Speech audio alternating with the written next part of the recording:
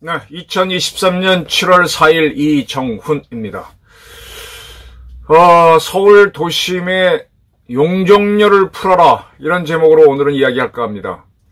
지금 강남은 많이 발전했는데 강북의 구도심이 많이 침체되어 있습니다. 그리고 대한민국 경기도 좋지 않습니다.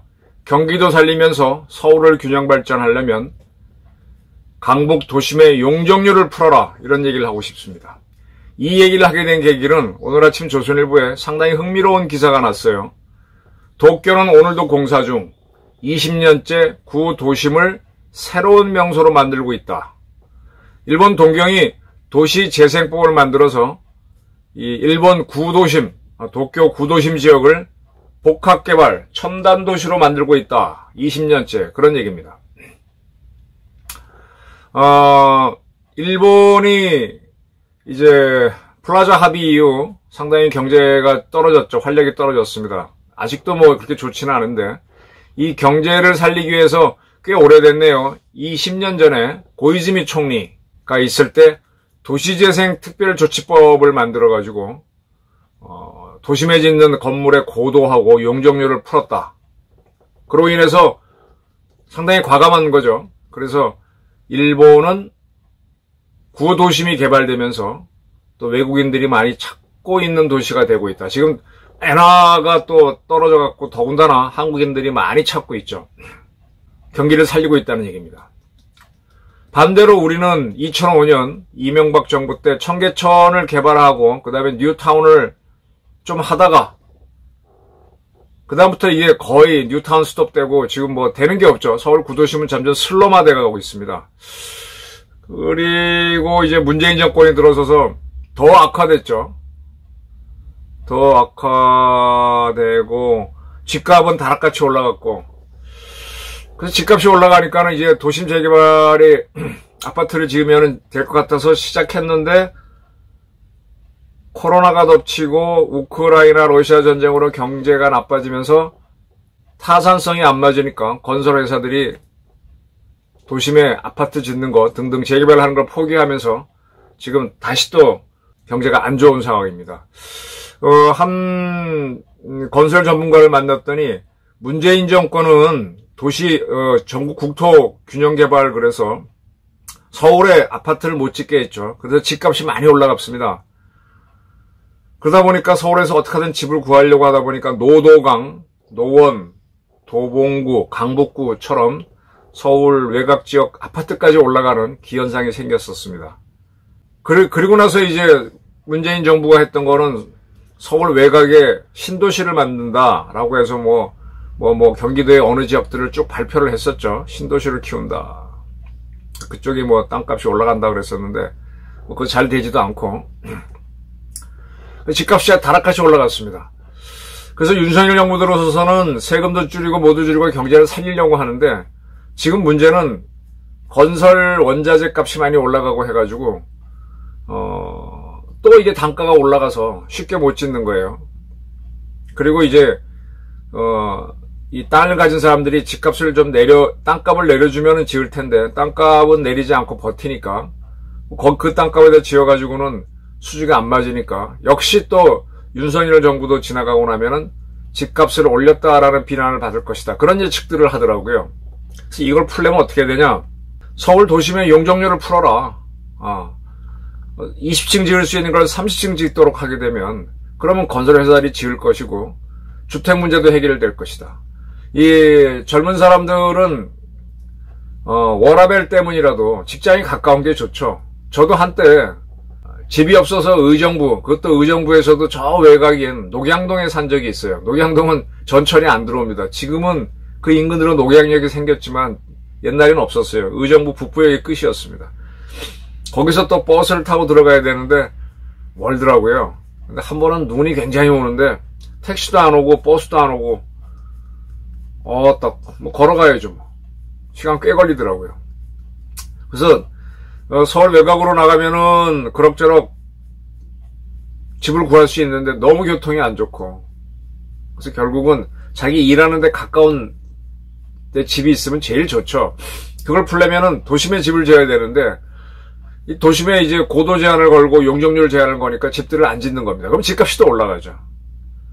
그러니까 결국은 수요와 공급의 법칙에 맞춰서 서울 시내 중심부에 지금 강북 같은 경우는요, 이 서대문구 안산 밑에 가보면 냉천동 일대, 거기는 이제 동아일보 건물이, 동아일보 본사가 광화문에도 있고 서대문에도 있는데, 서대문 그쪽 뒤쪽인데 거기가 벌써 재개발된다고 요란해진 지가 한 20년이 되는데 못합니다. 이유는 뭔가 하면 지주들이 요구하는 땅값이 비싸다 보니까 거기를 재개발하려고 해도, 건설회사가 들어와서 하려고 해도, 아파트를 지어도 수지가 안 맞으니까 안 짓는 거예요. 계속 늦어집니다.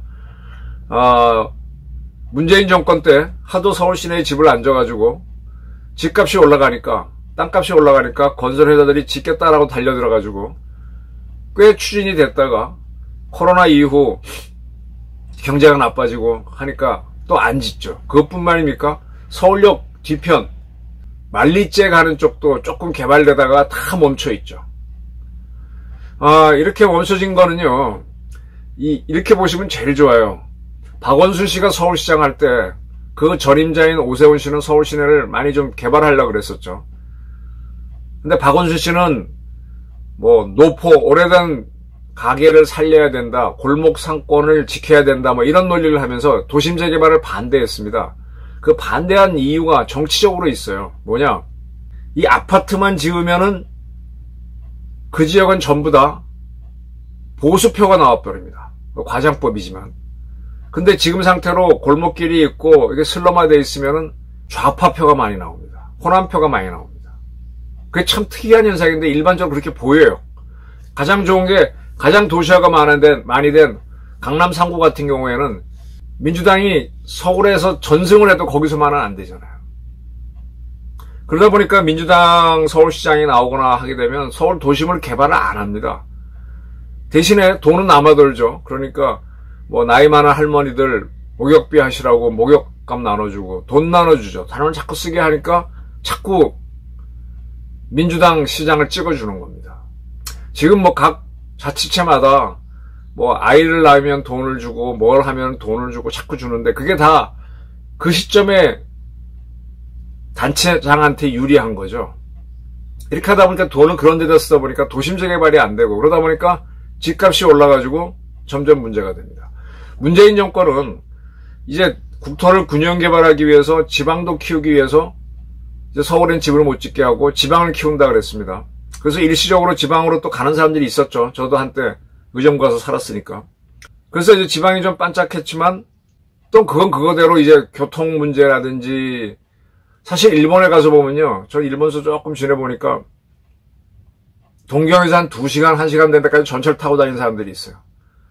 그러니까 이런 사람들은 업무 시간이 끝나면은 동료들하고 술 한잔을 못 하죠. 저녁을 못 먹고 또 붐비는 전철을 타고 내려서, 그 전에 보니까 이제 전철역 앞에 내려갖고 일본 사람들은 술을 못 사주죠. 자기만 마시죠. 혼자 선술집에 들어가서 이런 컵에다가 한 2잔 먹고는 절대로 취할 수가 없는데 취했다고 휘청휘청거리고 집으로 가더라고요. 노래 부르면서. 그래서 일본 셀러리맨들은 참 일본이 봉급이 우리보다 많지가 않잖아요.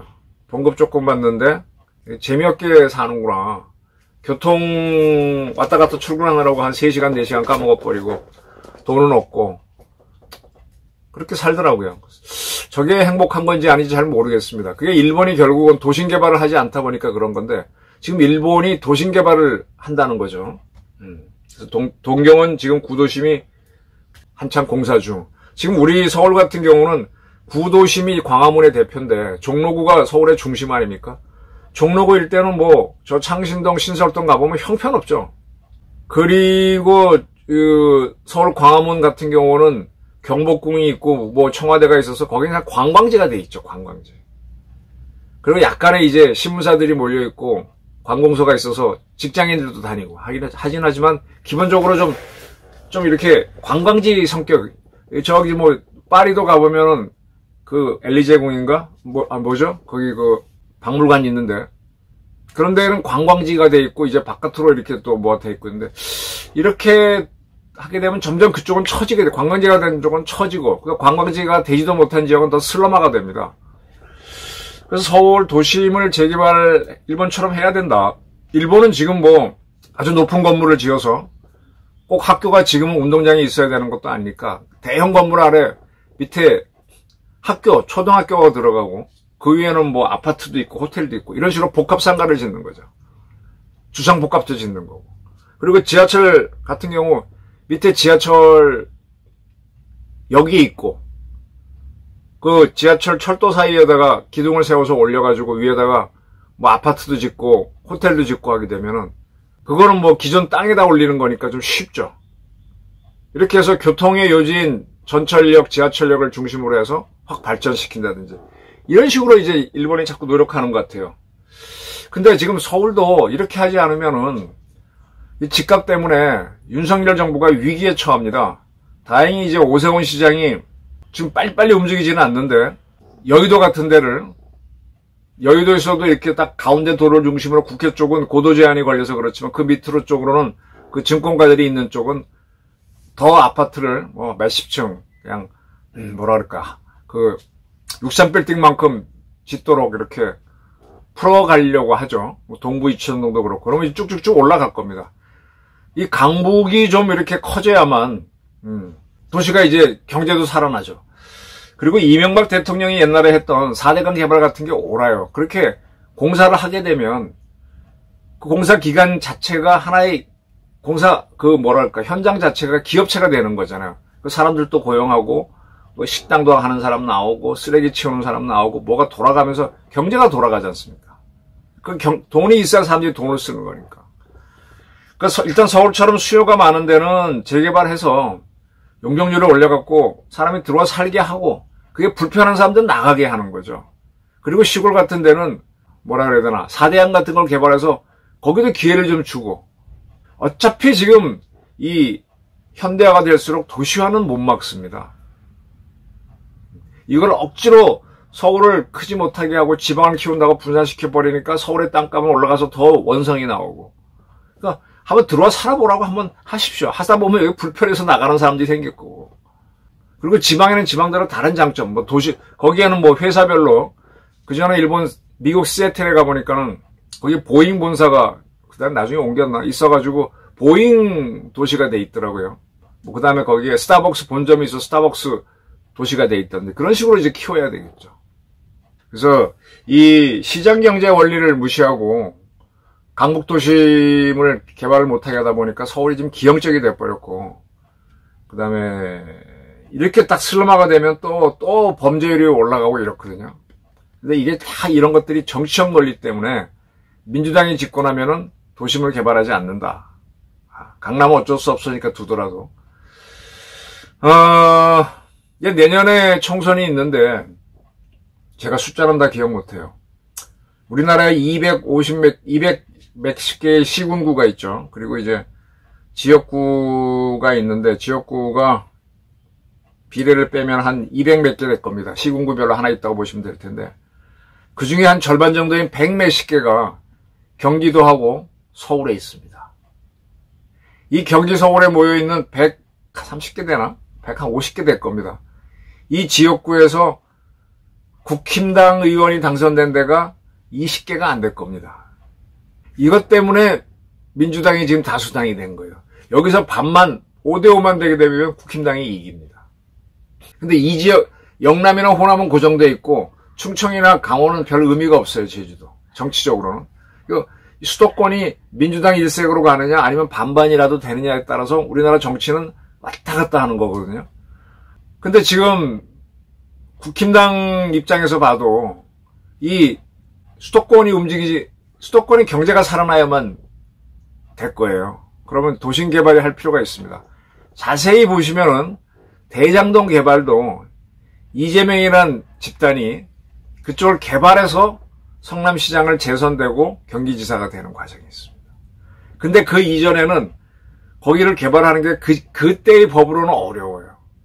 그래서 지금 국힘당의 전신 사람들이 시장이나 다수당을 할 때도 개발하고 싶었는데 못했는데 이재명이 간 다음에 그걸 편법으로 이렇게 풀어서 했다는 겁니다. 그 결국 개발하게 되면은 효과가 있는 겁니다. 그 당시 뭐 풀어준 쪽에서 우선 도움이 가겠지만 개발주의자인 보수파가 더 유리한 겁니다. 이건 민주당도 잘 압니다. 아는데 안 하지. 자, 오늘 조선일보에서 일본 도쿄는 오늘도 공사 중, 뭐 일본에 뭐 많은 건물들을 짓고 있다. 근데 우리는 청계천 개발하고 나서 그다음에 뉴타운 사업을 한다고 해서 한참 바람 잡다가 푹 꺼진 다음에는 서울 강북은 완전히 지금 죽어버렸죠. 이렇게 하면은 경기도 살릴 수가 없고 그다음에 서울의 균형 발전도 안 되고 활기도 죽는다. 오세훈 시장 윤석열 체제일 때 서울 강북 도심을 재개발하는데 방법은 뭐냐? 용적률을 올려라. 그렇게 해서 경기를 살려서 경기가 좋아져야 윤석열이 잘한다, 오세훈이 잘한다 얘기가 나오죠. 그리고 집값이 좀 떨어져야 사람들이 좋아하니까. 그런 정책을 한번 폈으면 하는 생각입니다. 감사합니다.